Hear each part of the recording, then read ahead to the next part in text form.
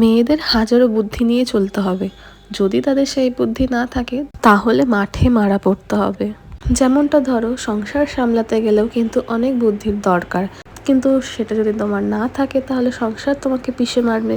আর ঘরের বাইরে কাজ করলে সেখানেও তোমাকে চোখ কান নাক খোলা রেখে সমস্ত বুদ্ধি দিয়ে কাজ করতে হবে, না হলে সেখানে তো তুমি আরোই মারা পড়বে।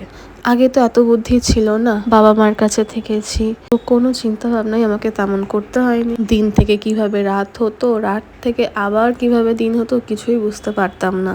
আসলে বুঝতে পারতাম না তা নয়, বাবা মা কখনো বুঝতে দেয়নি, কিন্তু এখন আমার নিজের সংসার হয়েছে তাই আমি বুঝতে পারছি যে সংসার করাটা কতটা কঠিন। কিন্তু এই কঠিন পরিস্থিতি আস্তে আস্তে আমি জয় করার চেষ্টা করছি। আমিও এখন নিজে একা হাতে সংসার সামলাচ্ছি, বাচ্চা সামলাচ্ছি, ঠিক আমার মায়ের মতন। আমি কখনো ভাবিনি যে আমার মায়ের মতন পরিস্থিতি আমারও হবে, আর আমি চাইও না যে আমার মতন পরিস্থিতি, মানে আমাদের মতন পরিস্থিতি অন্য কারোর হোক, কারণ একা হাতে সবটা সামলানো অনেকটা কষ্ট, অনেকটা আমি নিজে বুঝতে পারছি।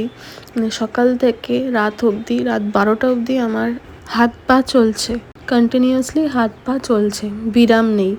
অবশ্য ছোট বাচ্চা থাকলে বিরামের কথা মাথায়ও আনা যায় না। তবে আমি অখুশি কিন্তু নই, আমি খুশি, আমি সুখীও।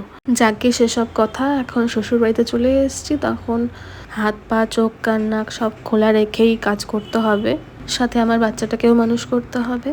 আজ সন্দেশের স্কুলের ছুটি, তাই আমি সন্দেশকেও ঠাম্মির কাছে রেখে আমি একটুখানি বেরোবো ব্লাড টেস্টের রিপোর্ট আনতে। বেরোনোর আগে আমি সব সবজি মাছ আমি কেটে রেখে গেছিলাম, আর এসে শুধু রান্নাটা করেছি। সন্ধ্যাবেলা একটু ম্যাগি খেতে ইচ্ছা করছিল, তাই আমার আর ছেলের জন্য একসাথে করেছি। এটা হলো আটা ম্যাগি, ময়দার ম্যাগি আনা হয় না, কারণ ময়দার ম্যাগিটা সন্দেশের জন্য আনহেলদি। আর যতটা পারি ম্যাগি ওকে কম খাওয়ানোরই চেষ্টা করি।